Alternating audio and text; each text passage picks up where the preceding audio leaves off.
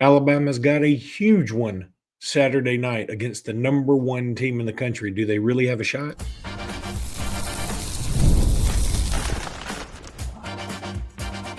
You are Locked On Bama, your daily podcast on the Alabama Crimson Tide, part of the Locked On Podcast Network, your team every day. Hey, everybody, and welcome back into Locked On Bama, AHSA Radio Network's Luke Robinson. That's me. Alabama internet legend Michael Asian Jimmy Southern. That's him.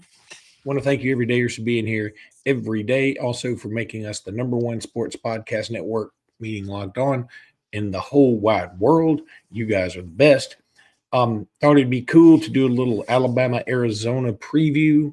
We did it last time. Alabama played Purdue. I had the Locked On Boilermakers guy, and Purdue beat us. So I decided I'm not going to get the Locked On Arizona guy. I'm going to get Michael Asian Jimmy Southern, who is as big of an Alabama basketball fan as you will find. How you doing, Mike? I'm doing well, Luke. How you doing? Doing great. So a big one Saturday night. I happen to be friends with some of the guys that are part of the team that puts on this event. I know a couple of weeks ago they were hoping for better ticket sales, and I asked them, I said, "Why is that?" I said, "Man, and they said it's the tip time. It's at 8:30 tip time, but you are happy that it's going to be at 8:30 because you get to come back from Atlanta, and that gives you plenty of time to make it. But the 8:30 tip time is concerning. I can't stand it. I wish it wasn't 8:30. But if it was at 7, I think it'd be a whole heck of a lot better. But ESPN sort of controls the cards there. So for those of you who want to blame somebody. But Arizona is a beast. I've gotten to see them play a few times against UConn, against Florida. They have, and against Auburn, which was also a very late tip. But they have taken very few prisoners. I mean, they only beat Florida by 6, and they only beat UConn by 4, and they only beat UCLA by 4. Everybody else has been like a 30-point butt kicking. So there is no doubt this Arizona team is going to be a lot to handle. And you said, against UConn, don't forget that game was at Store. So that was a road game. This Arizona team, look, Alabama's played a tough schedule already. We already know the opponents they play, but I really feel this is truly the best team that they have faced so far. And no disrespect to Gonzaga, no disrespect to Purdue. This is a very solid. They've got a little bit of everything. They've got freshman talent, they've got senior leadership, and they got a bunch of Europeans to throw into the mix. So maybe you have some part-time professionals on the team. Tommy Lloyd is a great coach. He learned a lot of good things from Mark Few. He has got this Arizona program humming right now. Make no mistake, Alabama's going to need all hands on deck to pull this off. I'm not going to say Alabama doesn't have a chance. They absolutely have a chance, but it's going to take an extreme or great performance, and a lot of key things are going to have to fall Alabama's way for them to get the upset against number one Arizona. Yeah, and that's the thing. So this is Alabama's second number one team to play already this year. It'll probably be the last number one team until they get into the NCAA tournament because I don't see an SEC team jumping up to number one. The SEC seems to be have fallen off a little bit from last year, which is to be expected. But when Arizona rolls in here, first of all, Kawhi Pete, that guy is something else. I mean, just a true freshman. I remember Alabama was like vaguely tied to him for a second, and I watched some of his highlights as a high school, and I was like, oh my God, he's incredible. But he has met every expectation. And then there's also another guy that Alabama fans will certainly remember, and that's Jaden Bradley, who's leading the team in assists and in steals, and he has been incredibly clutch for them. When they rarely needed clutchness, but when they have needed it, he's been there. Look, Alabama fans are very familiar with Jaden Bradley. Of course, he was the point guard on the 22-23 team, freshman, 5-star, started several games, had a little bit of an injury bug, then kind of transitioned the starting role over to JQ. But Jaden was a very physical and still is a very physical guard. He liked to go inside. He liked contact. Maybe not the most steady shooter, but his three-point shooting this year has actually gone up too. So he's doing a great job for them. I'm glad to see it. I wish it would have worked out for Jaden here in Tuscaloosa, but I'm very happy to see that he's doing well. I also appreciate the fact that they beat Auburn, so he is now 3-0 against Auburn in his career. So 2 times at Alabama, once at Arizona. Look, they also have Braden Burries. It's another player the staff is familiar with because they recruited Braden Burries very hard. I believe Alabama was a finalist. I don't think anyone was going to get Koa Pete. You're basically that's a kid in their backyard, so that would basically be Yeah. like Caleb Holt at Hillcrest here in Tuscaloosa. You can't lose those kids. You got to keep those in the hometown. A lot of familiar faces, and again, you're going to have the mix of the European players. Look, you've got the one player who's the transfer from Tennessee. This Arizona team has put together a very nice roster that is very complementary. It's hard to find a weakness in their overall game. So that's going to be a challenge for Alabama come Saturday night. One interesting article that came out today on CBS. So week 6 of the AP poll is an incredible indicator of national championship contenders.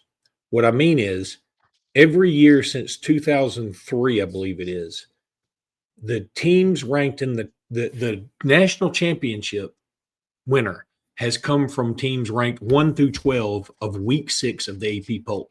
That is an incredibly arbitrary random stat that somebody looked up, but it's pretty cool because Alabama's number 12. So we're just in by the skin of our teeth, but it does mean that, it sounds like your national champ's going to be Arizona, Michigan, Duke, Iowa State, UConn, Purdue, Houston, Gonzaga, Michigan State, BYU, Louisville, or Bama. And we're the only SEC team in there. We played, obviously, Purdue. We'll play Arizona. We played Gonzaga. And so we have played 3 of the other 11 teams. That's pretty sporty. Well, I don't think it's going to be too outlandish to say that there's a possibility by the time March rolls around, Alabama will be just like last year. They may have played the 3 of the number 1 seeds in the NCAA tournament when it's all said and done. Now, how they do against them, time will only tell. Yes, Alabama is ranked number 12. They're hanging by a thread by that one, not arbitrary, but key stat about, national champion in week 6 has come from 1 through 12. One of the other things Alabama needs to do to enhance their chances is get their defense up in KenPom. You're going to have to get your defense up. I think it's within the top 30 on defense. The offense is fine. I have no issues with that. So let's pair that up together as they roll into March. But it's going to be very, very interesting. You talked about the late tip off. I think, I know some of the people over at Night Edie, the ones putting it on. Yeah. I looked last night. There are some upper level tickets left. I think the lower bowl is going to be rock solid. I don't think you're going to have a problem there. Yeah. Remember when they played Gonzaga a couple of years ago, that was a sweet tip off time. That was early afternoon and it was packed. It was packed and the place was loud. I wish they could have had that for this one. I'm still not giving up hope. You still have another 24 hours plus that they can try to sell the last of those tickets in the upper bowl. I really encourage everyone to come out. This is a really, really good team. And people who like basketball, this is a team you need to come see. And you also want to see how Alabama measures up against them when they get on the court Saturday night. Yeah, I mean, you really could be. I mean, I'm not going to sit here and say that I believe Alabama's going to win the national championship since we've never done it. I am going to say this, that I do believe this Arizona team can. So you may want to at least say, hey, I came out and saw the national champ because I certainly think they can win it. Michigan's pretty awesome. Duke's really good. Purdue's still there. UConn's stepping it up a pimple. But Arizona is going to be right in that mix. Again, this may not mean anything to anybody else, but I remember it's not when I first started following Alabama basketball, but it was when I first really got into it, when it was the 86-87 team with Terry Connor and Godfrey and Farmer and McKee and Ansley and J.J. Jackson and the whole crew.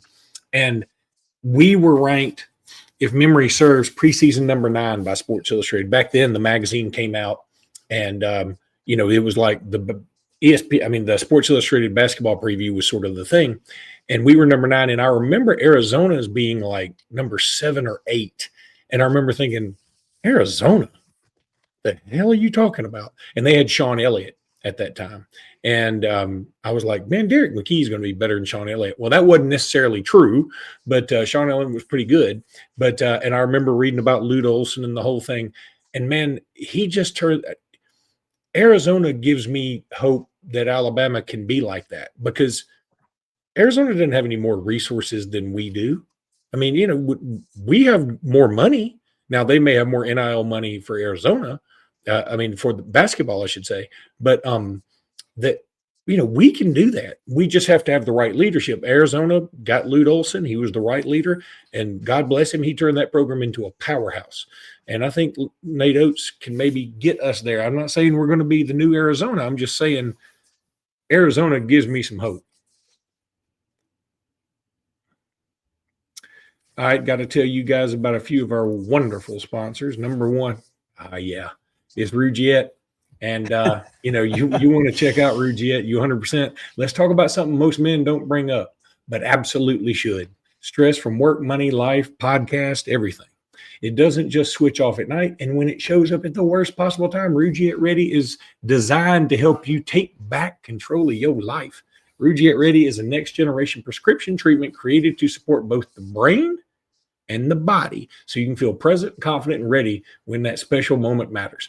Rougiette Ready combines 3 clinically proven ingredients in 1 mint that dissolves under your tongue, so it absorbs very, very fast. You connect with a board-certified doctor online, and everything ships discreetly to your door. If you've been thinking about taking the next step, now is the time. Head to Rougiette. That's Rougiette.com/LockedOnCollege. That's RUGIET.com/LockedOnCollege. Get 15% off your order. For a limited time, Rougiette Ready, feel present, feel confident, and of course, feel ready. What are you talking about? Then there's FanDuel. Love me some FanDuel. NFL Sundays move fast, one big play, and suddenly everything feels different. That's what makes live betting with FanDuel so exciting. You're not just watching the game, you're reacting in real time. With FanDuel, you can place bets as the action unfolds, every drive, every momentum swing, every highlight moment. Live betting is best when the game starts to shift, a receiver gets high, the defense tightens up, or momentum flips after a turnover, whatever.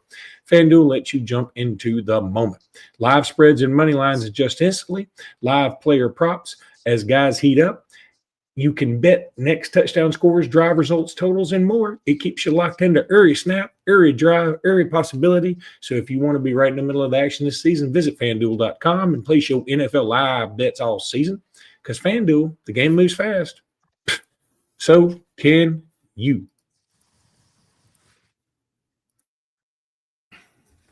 Injury-wise, Alabama's been having some injuries. Keaton Bristow been out a little bit. Aden Holloway's been out some. Obviously, Latrell Wrightsell has been out. He played this last game, but he looked like a guy who's rusty. He was 2 of 14 from beyond the arc. Boy, who am I missing? I mean, I feel like I'm missing 5 or 6 guys. I mean, everybody's been hurt. So I would love for Alabama to be Rougiette Ready Saturday with their lineup, because we haven't had it. Would be hard to beat. Yes, it would be very hard to beat. Alabama hasn't had that one game this entire season. I think there's a possibility they'll be close. Now, whether the players, they'll be available to play. Now, whether they're 100%, that still remains to be seen. Look, we already know who the key players are going to be that you need back. You're going to need Keaton Bristow back. I'm not going to say that he has the ability to shut down Koa Pete, but I have a strong feeling that if you see him in the game, he's going to be out there guarding him a good bit whenever he's out there. Latrell Wrightsell, he's got to get his shooting touch back. He's just a little bit rusty. He hadn't played for several games. I tell you what I did like. I did like what I saw from Jaleel Bethea in 20-plus minutes. Now, granted, that was UTSA. The quality of opponent and the perimeter defense that Arizona's going to put out there is a totally different animal that he's going to face. But I saw glimpses of the athleticism the coaching staff has raved about in the offseason. I was joking with friends that, I watched him play. I kind of said he reminded me of Sean Alexander in football. When you watch Sean Alexander, when he would get the ball in the backfield, it was always fluid. It was never herky-jerky. It was just fluid, like he was on skates, and he would just glide through the line. Well, there were flashes that Jaleel Bethea looked exactly the same way on the court. Now, I don't think he's going to shoot the 3 as solidly or as consistently as you saw, but if he did, oh my goodness, that's just another weapon that you've got. That's something that you're going to need. I'm looking for Jaleel Bethea. I'm looking for Keaton Bristow, and we've got to have Aden Holloway back. You need everybody available for this game, because the one thing you're going to hopefully do against these guys is just wear them out. They like to play an up-tempo game, even though they're an inside game, but just overwhelm them with your depth, get them a little tired, and maybe you can get some more open transition threes, which is what you want versus their inside game. Yeah, another thing is Legacy Arena hadn't exactly been the best place for Alabama in this particular setup, the CM Newton Classic. I don't know if it's always been called that, but I remember we played Texas beat us. I remember we played Gonzaga beat us after we'd beaten them in Seattle the previous year. Who Who else has beaten us here in Legacy Arena? Been a few of them. Clemson, Davidson. So Davidson, yeah, yeah, so it used to be called the Vulcan Classic, and that that's what it started, was. yeah, when Avery Johnson was here. And credit to him because he wanted to have a nice out of conference game, and I appreciated those games. You played Oregon, you played Texas, you played Clemson. They changed it over to the CM Newton Classic. It started with Davidson. That game was supposed to have been Colorado State, and they had to cancel because I think their team got really sick and they couldn't make it out there. So Davidson was the last minute sub. But Alabama's 2-2 right now in the CM Newton Classic. You really thought you had a good shot against Gonzaga. That one was a little surprising. You had a few injuries. Maybe that affected that game. But you're right. Maybe the BJCC isn't like the playing in Coleman Coliseum, but I do think that at least from the lower bowl perspective, Alabama will have a home court advantage Saturday night. I'd love to see a sellout. I hope that we get that. Um, yeah. Sometimes, when you watch them play it in Birmingham, I don't know if the rims seem kind of tight sometimes. I don't know. It's kind of hit or miss whenever Alabama goes out there from a shooting perspective, even in the NCAA tournament when they had the two tournament games out there. So I very remember interesting. Maryland. Well, actually, the Maryland game that was tight for a minute, and then Alabama turned it on. I remember Brandon Miller had like a little stretch where he just went off for a second there. Javon Quinterly, I think, had a big couple of shots, but you're right. It's like Legacy Arena can be, and I guess can be said for any gym, right? But I call a lot of games in Legacy every year for the finals, the AHSA finals, and it's wild how like one team will just, I mean, it's everything drops and another team doesn't.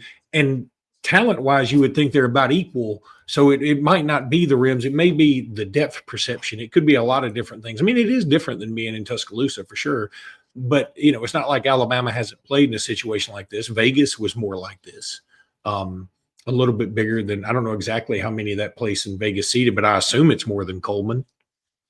Not sure. That's a good question. I'm not sure. I think look, to beat Arizona, I was thinking about this. I'm kind of thinking that from a 3-point standpoint, one, you can't have a shooting percentage like you had against UTSA. Now, granted, you took like 57 attempts, so you just beat them by sheer volume. You're going to have to at least shoot your average. You're going to need to be in the mid 30s minimum or above. And I'm going to think it's going to take at least 14 threes or more to beat this Arizona team. And you can't get killed on the glass. You're not going to beat them on the glass, but you can't get out rebounded by double digits. I think if Alabama does those two things, I think they're going to be right with them there at the end and have a chance to get an upset in this game. Yeah. Well, let's hope so because it would be great to have a huge one. I mean, the Clemson win was nice. By the way, I really wanted Clemson to beat BYU Yes. the other night. They were up 22 and they blow it. I did bet on the under on that game, so I was happy that went through.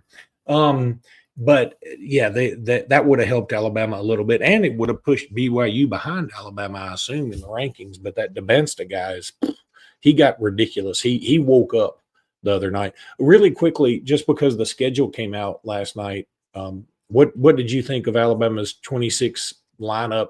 There is a stretch in there of about 4 or 5 games that is just, I mean, there's nobody that could go through there undefeated. Now, Jimmy and I were talking this. This is my new outlook on Alabama football. It is very NFL-esque. It used to be got to win them all or maybe lose a close one. I'm like, get me to 10-2 every year, no matter how you do it, and then we're in the playoffs. That's the new goal. I want to say this again. It's not because we just lost it. I've said this for years. I hate that I feel this way. I don't care if we win the SEC anymore. Get me in the playoffs. That's the NFL mindset they wanted us to have. That's what I got now. Well, I mean, it's the same way with the college basketball. So every program is judged on what you do in March. How far do you get? How deep do you do? And it's going to be the same thing in football. Bowl games will become irrelevant if they're not already. And yeah, I looked at that stretch. I think you've got the stretch there where you've got like Georgia, Texas A&M, Tennessee, back to back to back, and only one bye week, the one bye week before LSU this upcoming fall. So that's going to be very very rough for anybody. Very curious to see how they managed to get through that again. Look, you saw how tired they looked at the end of the year. Tired, beaten up. You don't have the depth that you used to have, so it's really hard to get through a season like that. You're right. Get through 10-2 with no bad losses, and I think you'll be just fine. And that's the new norm. That's the new 11-1, 12-0 when it comes to Alabama football. Oh, you're on mute. I'm on mute. I can't believe I didn't mute with a. Well, I mean, what? You can't call yourself Asian Jimmy and then not have me go on mute. Hey, you made me feel at home. That's awesome. All right, that's going to do it for this abbreviated version. We wanted to give a little preview of Alabama, Arizona. Hope to see all you out there. Michael Southern, hope to see you out there. Hope to see Michael out there myself. So until next time, roll tide, everybody. Roll Tide.